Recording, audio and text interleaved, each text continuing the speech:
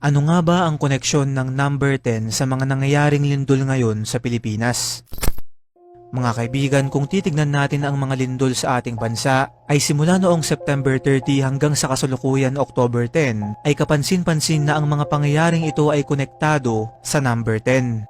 Una ay noong nangyari ang 6.9 magnitude na lindol sa Cebu, ito ay naganap sa eksaktong alas 10 ng gabi o 10 PM. Sunod ay nito nga lang nakaraang araw October 9, may nangyari namang 4.4 magnitude na lindol sa Pugo, La Union sa eksakto ring 10:30 ng umaga. At kung bibilangin natin, matapos mangyari nung malakas na lindol sa Cebu, ay 10 araw lang ang makalipas ngayong araw din na to October 10, bandang 10 o'clock rin ng umaga, nagkaroon naman ng 7.4 magnitude na lindol sa Davao Oriental, Manay area. Take note mga kaibigan, halos lahat ng mga lindol na to ay nangyari din sa ika-10 buwan ng taon.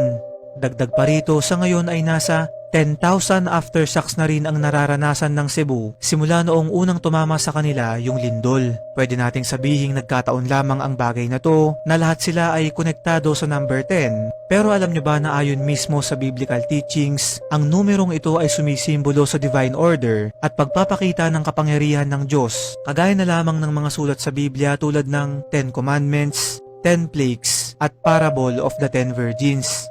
Base naman sa numerology, ang number 10 ay ang pinagsamang numero ng 1 at 0 na sumisimbolo sa pagkakaroon ng panibagong buhay o sistema na pinaniniwalaan ng ilan bilang senyales di umano ng paparating na isang malaking trahedya na magreresulta sa pagkakaroon ng tinatawag na new cycle. Ang nakakakilabot pa dito, ayon mismo sa Jeremiah chapter 10 verse 10, kapag nagagalit ang Diyos ay manginginig ang lupa at hindi ito mapipigilan ng mga tao. Ngayon mga kaibigan, tatanungin ko kayo kung nagkataon pa rin ba ang mga bagay na to o ang mga lindol na nangyayari ngayon sa Pilipinas ay konektado talaga sa number 10 at maaaring isang mensahe o simbolo sa atin sa isang paparating pauli na delubyo.